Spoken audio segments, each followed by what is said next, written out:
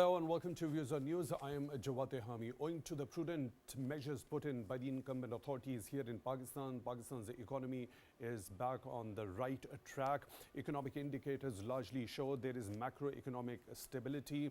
The monthly economic update and outlook for the month of November 2024 by the Ministry of Finance Division says, let me quote, Pakistan's economy is observing a sustained recovery in the ongoing fiscal year. The first 4 months have shown better than expected improvement, marked by receding inflation, a significant increase in remittances and IT exports, sustained external and fiscal sectors, and a downward trend in interest rate. The recovery across all sectors will support the achievement of the targeted economic outlook in the coming quarters, unquote.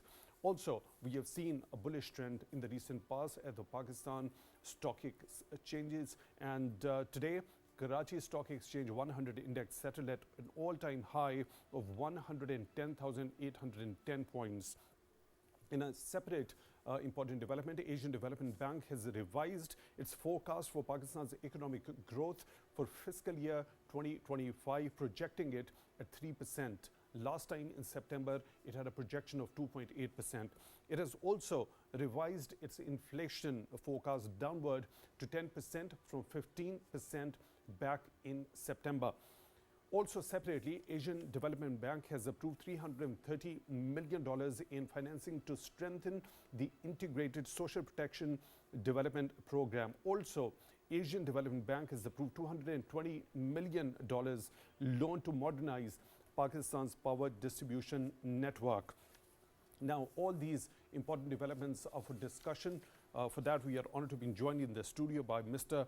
M.Majid Bashir, economic policy expert. Mr. Bashir, thank you very much for your time, for being with us on the show tonight. Really appreciate that. Also in the studio, we are honored to be joined by Mr. Abdul, senior economist. Mr. Jaleel, thank you very much for your time also for being with us on the show tonight. Really appreciate that. At the same time, on phone line, we are honored to be joined by Dr. Vaqar Ahmed. He is Joint Executive Director at the SDPI. Dr. Ahmed, thank you very much for your time also for being with us on the show tonight. Really appreciate that. Both of you gentlemen, if you allow me, let me begin the discussion with Dr. Vaqar Ahmed, who is present with us on the phone line. Dr. Vaqar, let's start with this particular trend. We saw a volatile session yesterday at Pakistan stock exchanges, but it rebounded back again. We saw it reaching an all-time high today. What are the factors do you think have contributed to this particular rebound and a continuous bullish trend that we have been seeing in the recent past at the Pakistan stock exchanges? Yes, thank you very much for inviting me. I think this performance, positive and favorable performance is a mix of internal and external factors. Of course, internally, you have seen a good fiscal prudence taking ground. We are now seeing that government has applied brakes to its spending. There are revenue measures in place to comply with IMF's conditions, despite of some shortfall. Generally, of course, there is an increase in revenue which is projected. Then, of course, we have also seen that with the coming down of inflation, the interest rates are also coming down. Exchange rate has been very stable lately, which has been a good news for those who are involved in trading activity, both imports and exports, giving them quite a bit of certainty. So all around, we are seeing that in the stock market level or in any other secondary market, we are seeing some bullish activity, which is expected to remain. So given that we are on track when it comes to IMF's expectations of our development partners. You have seen yesterday that Asian Development Bank has improved its outlook on Pakistan, and for fiscal year 25, it is projected that Pakistan's GDP will grow at 3%, which is very positive news. Right, Dr. Ahmed, now when we talk about this particular bullish trend, a number of factors you've already talked about have actually contributed to this particular bullish trend. Before heading towards that particular aspect of the volatility in the yesterday's session, the intense profit taking, where do you foresee if this particular trend continues at Pakistan stock exchanges? To what extent do you see the expansion of it in the coming days? Well, I think if political stability holds its ground, I am only expecting an upward trend because as far as the economic fundamentals are concerned, most of them are looking very good. And as most of the development partners have also given very decent projections for the next 2 quarters, we've also seen World Bank's macro poverty outlook giving favorable projections. I am seeing a very positive trend going forward in the secondary market. I am also expecting that if this trend continues and Pakistan's rating improves, we'll be able to launch our bonds in the foreign markets, including the Euro bonds and Sukuk, which had been put on hold in the previous quarter. Specifically talking about the considerable reduction in the inflation rate. Now for the month of November, it was 4.9% according to the Pakistan's Bureau of Statistics. Do you think this particular considerable reduction in inflation has to add to this particular bullish trend at the Pakistan stock exchanges as well? I think you're spot on, and more than the reduction in inflation rate, it's the stability of prices which is more important for the markets. That markets should be able to foresee that prices are stable, that they are coming further downwards, and I think this reduces the cost of doing business in Pakistan, which is positive news for those who are relying to source their inputs locally and from abroad. Having said this, we've also seen stability in food prices in case of some food prices on the back of decent supply. We have seen a reduction. Some more of it is expected given that global commodity prices are also on a downward trend. Right, Dr. Vaqar Ahmed, now this particular trend at the Pakistan Stock Exchanges, what does that indicate about the overall health of the country's economy? I think the trend that stock market has presented offers a revised and a renewed narrative for the investors who were shying away from Pakistan. And this includes the domestic investors whom we have seen exit the market in large numbers. We have seen them move to countries like UAE and Saudi Arabia. I think this trend on the stock market should be a positive sentiment for those.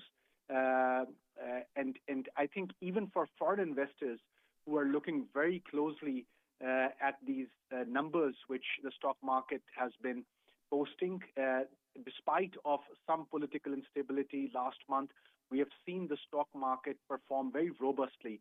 So many of those pipeline FDI initiatives, I think, could get expedited on the positive news which is coming from the stock market.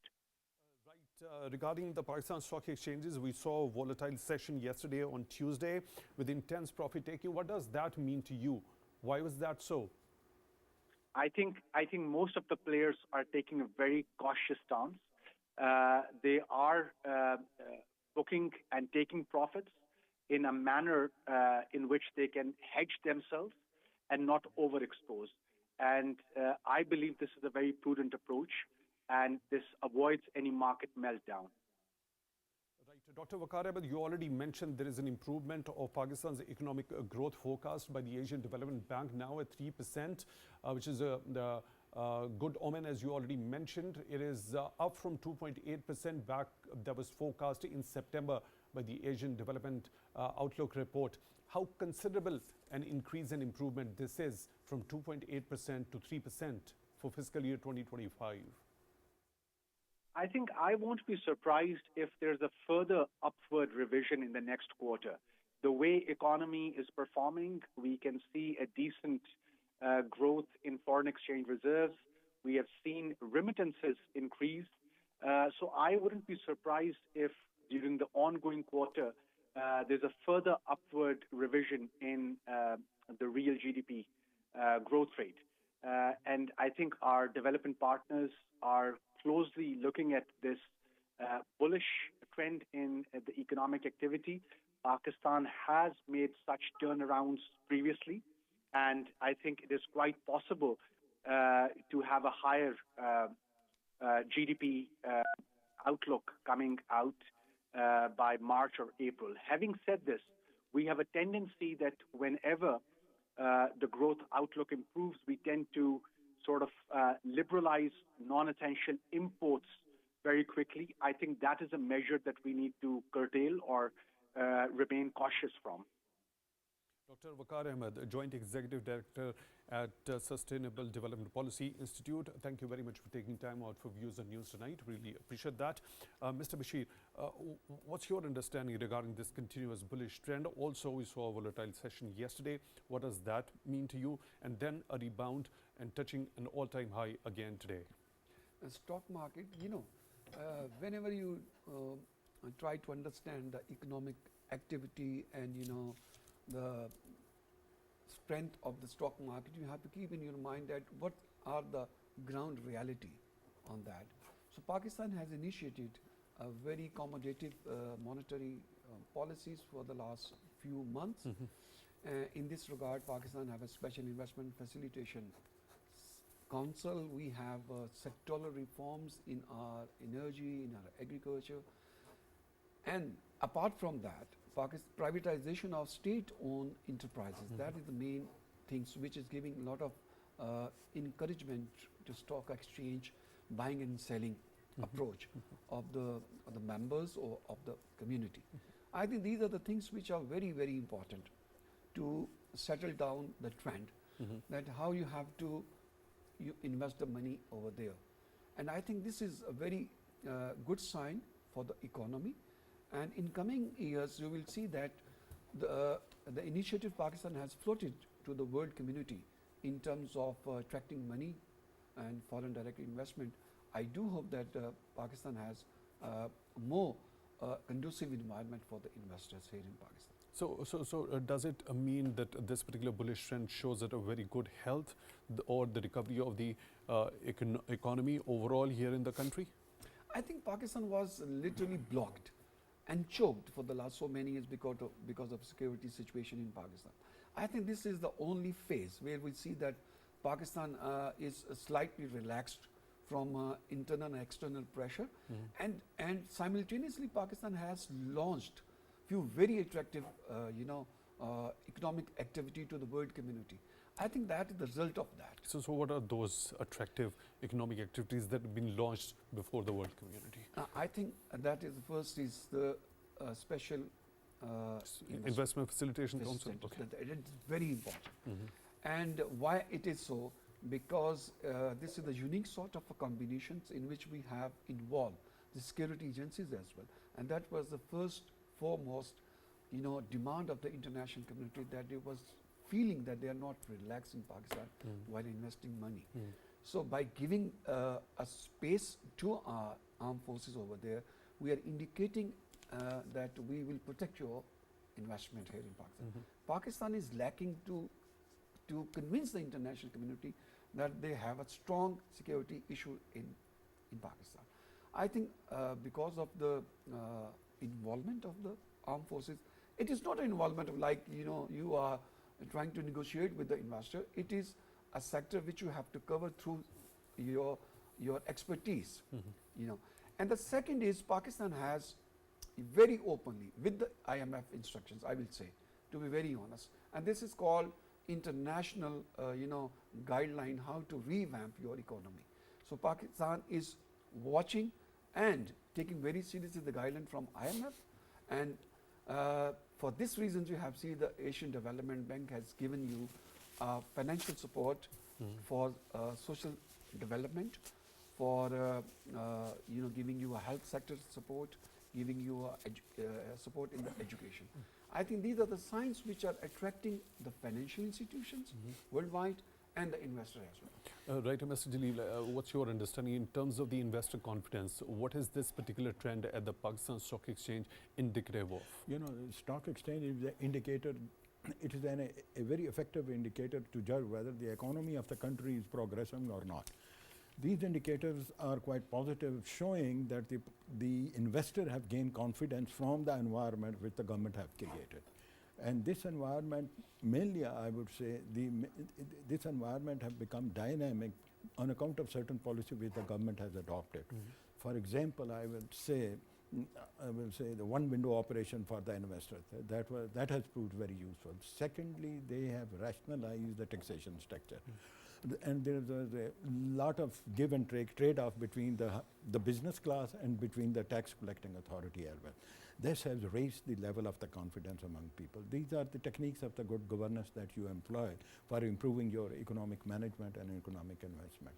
Secondly and thirdly, your exports have increased, although they have to go up further as well, because that is what is needed most in order to raise our foreign exchange in our country, right? And this foreign exchange shortage, of course, for the time being fulfilled by the World Bank loan or by the Asian Development Loan as well. Asian Development Bank have, although have seen, they have certified the current status, economic status of Pakistani economy by raising the revenue and by showing interest in the investment policy of Pakistan and by showing the macro and the micro stability of the country as well. It is deeply related with the political stability of the country. They go hand in hand with each other. But but hopefully, I believe, in the long run, we will be able to activate the performance of our high-tech engineering sector, heavy engineering sector, and in order to produce goods for the international market. That's very, very important.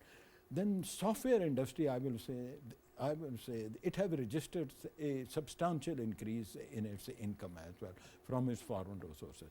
Pakistan has Pakistani Center of Excellence, which are producing expertise in this field, has done a good job.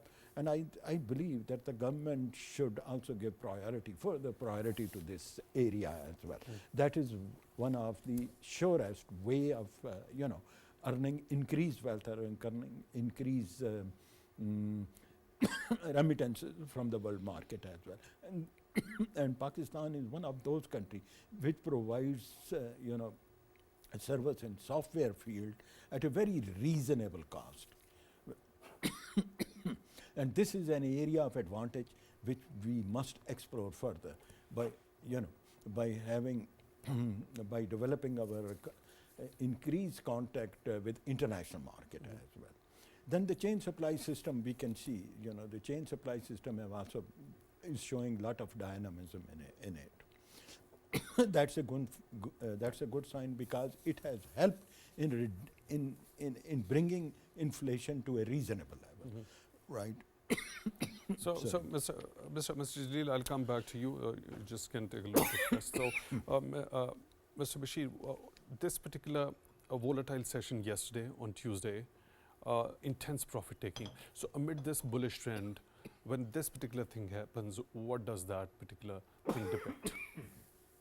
I think that to understand the stock market variation and the trend is a very difficult things for a common person. But I think, as Jaleel Sahab said, that these signs are because of the prosperity which investor is forcing in Pakistan. I think you should take all these things along with you should read all these things with the international financial institutions. If they are trusting you, if they are facilitating you in terms of your, giving support to your policy, your deep-seated, structural changes, if you are agreed on that, I think these are the sign which is giving a confidence to an investor in Pakistan. And I absolutely agree with Jaleel Sahab that if you have a good indicators in the economy, it will reflect from your stock market. And that is the case with Pakistan. So Pakistan is on a right track, and I think that the stock market is obviously giving a signals to the international community that Pakistan is very fair and very determined, serious to make very serious changes in the economic sector. And in that respect, Pakistan is doing everything which is being advised, and Pakistan is also assessing the internal issues of Pakistan. In tax reforms, in agriculture, we are going to impose taxes. And the way we are privatizing the state-owned enterprises and the guidelines given by the IMF, we have just removed in case of PIA. And yesterday, international investors delegation met with the Chief Minister of Sindh. Afghan traders, investors are in Pakistan. And recently you have hosted Shanghai Cooperation Organization. It's another sign that Pakistan is moving toward the right direction. And I think these are the signs which are giving a space. Pakistan is not an ordinary country. If you go through the history of Pakistan, unfortunately we have unfunctional, defunct SARC, but simultaneously Pakistan has rejoined a very high profile regional organization which is SCO. And that China, India and Pakistan, they are occupying more than 25% of the market share of the world. I mean, Pakistan is very serious that how we can make changes, and I think Pakistan is, taking lead to initiate all these economic measures which are required to Pakistan. Very seriously. Right. You already also mentioned, Mr. Jaleel has also mentioned the one window operation. Now, this one window operation under the SIFC, in order to attract the foreign investment here in Pakistan in key sectors that come under the umbrella of SIFC, how important and crucial is the functioning of that one window operation in order to give more confidence to the investors from the international arena in order to come and invest in Pakistan in those particular key sectors? Pakistan is a very potential country for investment. First thing, we have 22 crores people here in Pakistan. We have a huge market, especially in IT, especially in agriculture, especially in mining, especially in livestock. Pakistan have a great potential to attract the international investment. The drawback was that Pakistan was not in the list of favorable countries few years back. And we heard, and by virtue of the reports came from the commercial attaches all over the world to the Foreign Office, that the international investors have certain reservation against Pakistan.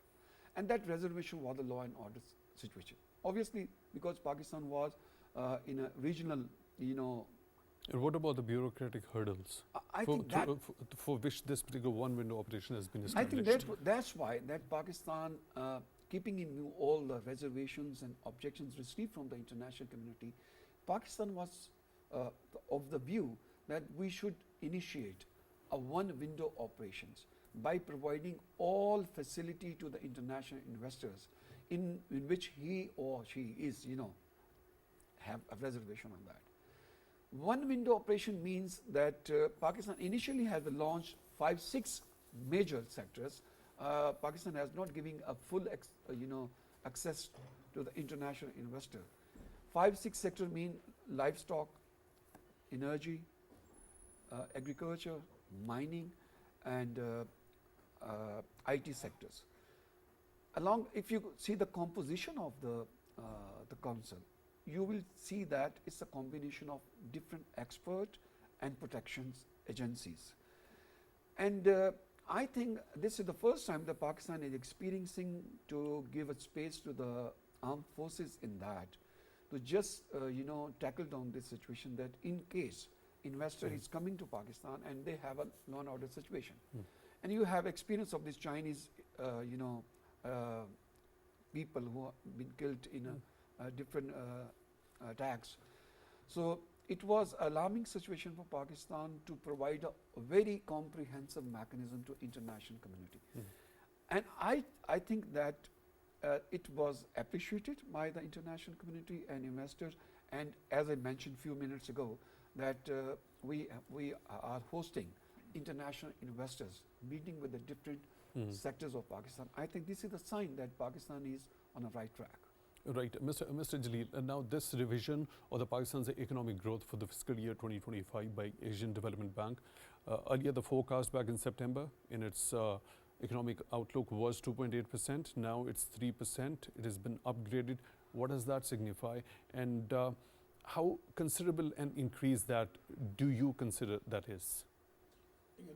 There are certain indicators, if they are improved certainly it goes to improve the trust of the donor agency in the in the economic management of the country as well. For example, the tax collecting machinery, whether it is achieving its target or not, and it doing it efficiently, and they are doing it with efficiently, and they were able to, achieve their enhanced target given by the government, of course, with the consultation of IMF. And IMF also have shown some, they have shown satisfaction with it as well. Number one. And number two, the government has taken some restructuring measure which has paid well. For example, what we were talking about is that all over the world, investment law has to be made very friendly, and very friendly, easy, and you have to, and they have to be simplified in the interest of the investor. Investor doesn't have much time, to go about from window to window to get license from the various government agencies. So the government has cut short many of the formality under this one window bill, and I think it is paying dividend to it. It has raised the level of the trust among the investor as again. By and by, by and by, the domestic investor is also now paying much attention towards it. For example, we see the construction industry has shown some remarkable progress in this field, and it is now showing some dynamism. Construction activity has increased in this country, despite certain handicap. For example, construction material is quite expensive, and but if the construction industry have become activated, it means there are 28 other industries which are linked with it would become active as well.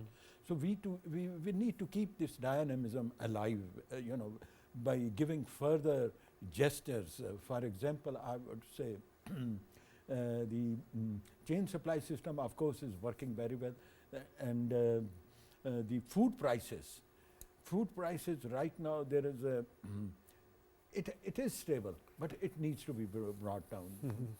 Food prices have gone up in major cities as well. That is something which the government have to take some measures, especially district administration and other, to keep a check on those who are hoarding the food material to raise the prices. This is one of the problems as well. Secondly, I would say that our new generation, it is the new generation which is well qualified in field of business management and IT and other, now have joined the market, the business market, very effectively, and it is showing some response now. This is what we have seen. For example, IT profession and its activity are increasing in the market. Reliance of the business sector on IT skill is growing up, right? And they need educate highly qualified young people to man their, to man their information management system. So what is required, Mr. Jaleel, in order to inculcate those skills that are required for the young people in that particular IT sector? IT sector, information management, software industry is very important. Software engineering, software technician. The government have taken some step for producing. You need on both ends. You need highly qualified professional in software, for the software engineer, but you also need software technician as well. The government have set up a university institute in Haripur as well, which is also producing professional in both of these fields. The software professional and software technician as well. And there is a tremendous demand within the domestic market for their absorption. And the market is responding well to their expectation, and I would say. But the right. And secondly, and for example, now this cash payment system is slowly and slowly being replaced by it is being placed by a documentation system, for which FBR have taken a lot of steps in this respect with the help of Nadra as and documentation of economy is very important, not only because it will raise taxes, but it will also help us to bring transparency in the economic system. Right. So it is also paying dividend to it, and documentation has also increased an appetite for modern professions, especially related to information management system and IT skill. They need it because they have to maintain record for every financial transaction which is made. So even in the small shops or in the Those people who are doing business at a moderate level, even they have employed some IT expert in it. So this is a good beginning as well. Right. Mr. Bashir, what's your understanding when you talk about the potential, the software industry, the kind of youth bulge that we've got here in Pakistan, and also the kind of efforts that are being put in by the incumbent authorities in order to inculcate and impart those skills among the young generation regarding improving the skills in the IT sector, and also this particular sector being one of the key areas under the umbrella of SIFC. Now, I just want you to elaborate on two fronts. We understand there is a huge potential when it comes to the IT exports to the outer world itself is concerned. And what about when we include the advancement in the IT sector with the trade with the outer world? I think, first of all, we should understand that this IT regime is a self-made regime. So whenever a student is, complete its educations, the first available thing is that they are trying to involve with the business, because there is no need to have a support from anybody else. So that is the first thing. This is, you may say that this is the first hand information to a graduate, IT graduate, that he is in a position to do something by, enter into a software industry. First. Second is that it has a link, direct link with the international investors.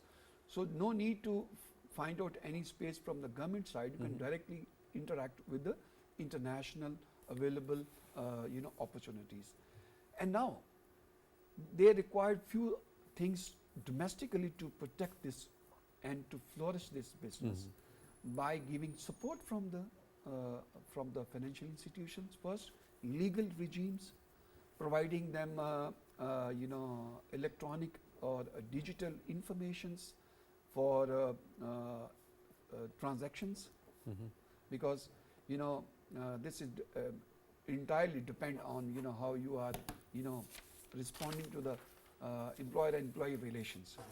And third one is that you need more, as Jalisa said, I'm agree that you need more institution to provide them latest information how they can improve their business first.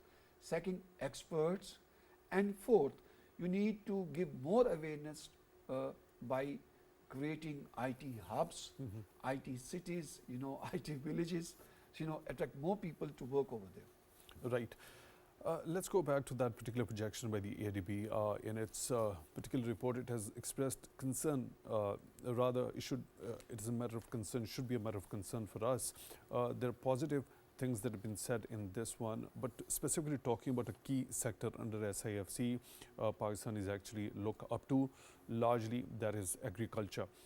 It says, however, growth in agriculture expected to weaken due to heavy monsoon downpours during July to September 2024 and flood-like conditions in parts of the country. Now, also cautioning that the major crops such as wheat and cotton were projected to perform poorly in this fiscal year 2025. We know for a fact back in 2022 we've had those biblical proportion floods.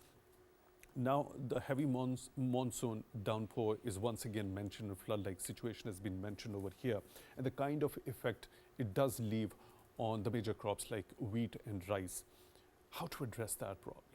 I think in order to keep the agricultural productivity at a certain sustained level. I think for giving the answer to this question, I think we have to go through the agenda of Pakistan in COP29. Where we have been informed that because of the climate change impact on the global economy, Pakistan is one of the vulnerable countries. So if you go through the history, Pakistan is facing consistently for the last 5-6 years the flood and unfortunately few years back the earthquake. So that is a top agenda of Pakistan to how to address this issue, because it has a direct impact on the food security, on the food security, on the displacement of the people, diseases, many other things. So Pakistan is very serious on that, and by giving the example of this, Pakistan has a special arrangement. What I have heard in Baku last month, that Pakistan has prepared agricultural policy to address all these issues. And we are hoping that in a loss and damage fund, Pakistan will get a certain chunk of amount to, support the Pakistani, stakeholder to mitigate all these situations, all these problems. Along with that, we have to make a domestic arrangement for that. And domestic arrangement means we have to understand that climate change has the impact everywhere. So the things will not go very straight. So we have to go towards building our resilience, towards more of adaptation when it comes to... Yeah, mitigation and adaptations, that is the policy which Pakistan has to, And how is address. that adaptation going to happen as far as the agricultural sector, increasing our resilience in that sector is concerned? I think we are not a very well equipped country in that particular areas. We need to have international support on this first, and the second, we need a financial support from the institutions. So Pakistan has two avenues where we can get financial support. One is the financial institution, and the second is the international community, which we are working through COP and Paris Agreement.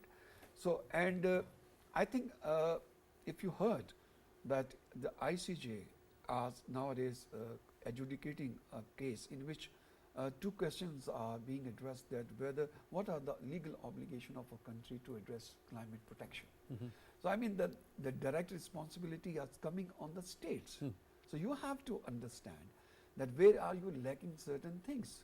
International community can be responsible for a cross-border pollution and a cross-border, a violation of certain international, convention and treaties. But if the things are relating with your domestic issues, then you have to address that. So I think Pakistan is very serious for the last 3-4 COPs. I've been a part of that.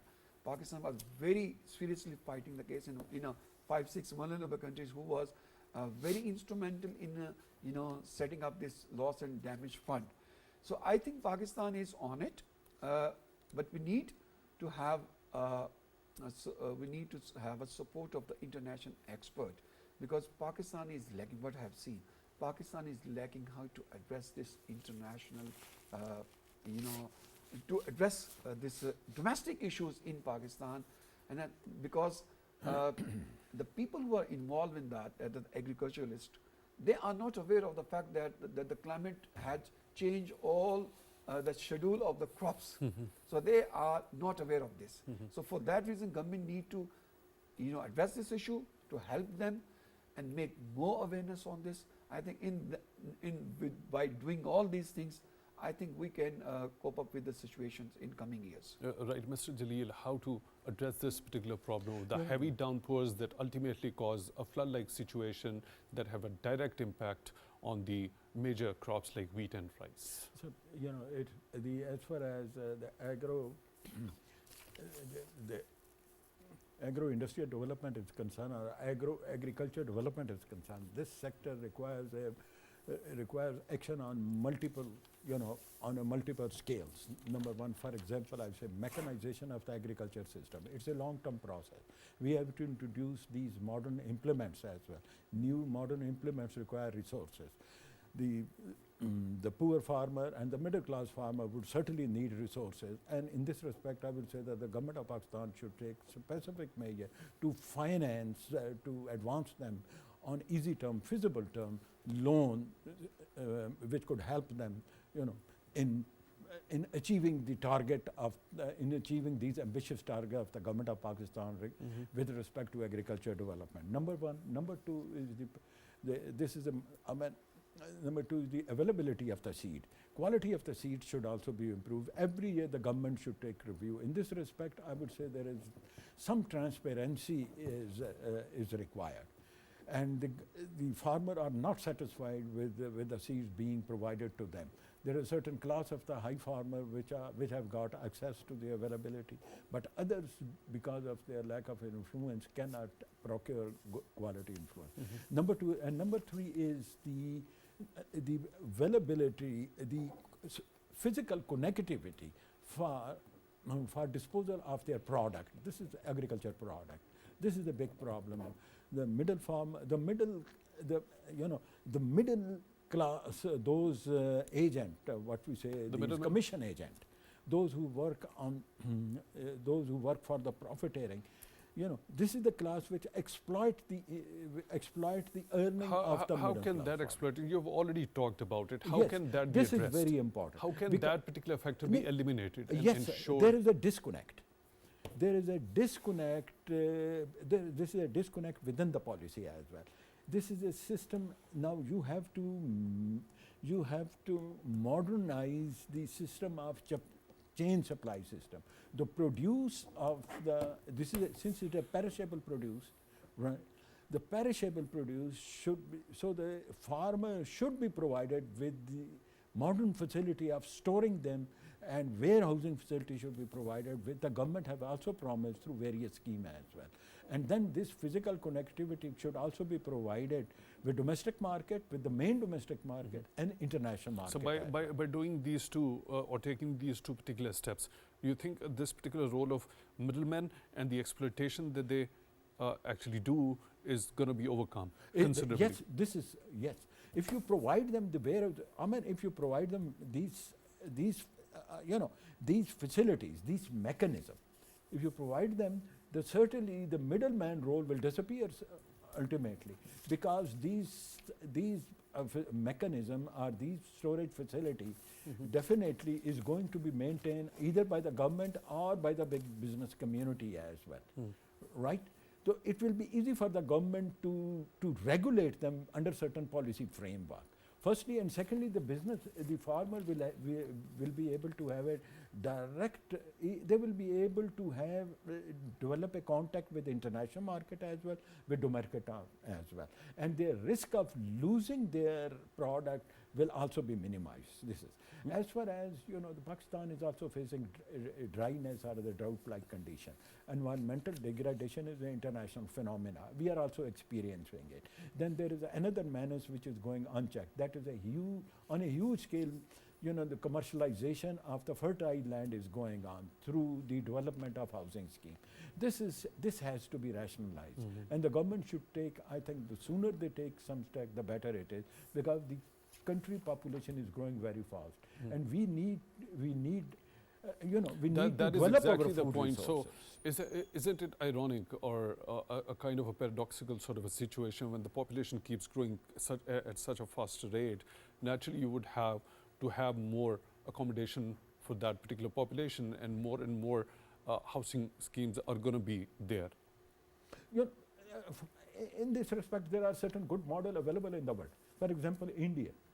East Punjab is producing, East Punjab is known as a breadbasket for entire India. And the government have provided them various security, financial security, then the physical security, then the electricity is being supplied at a very reasonable, at a concessional rate as well.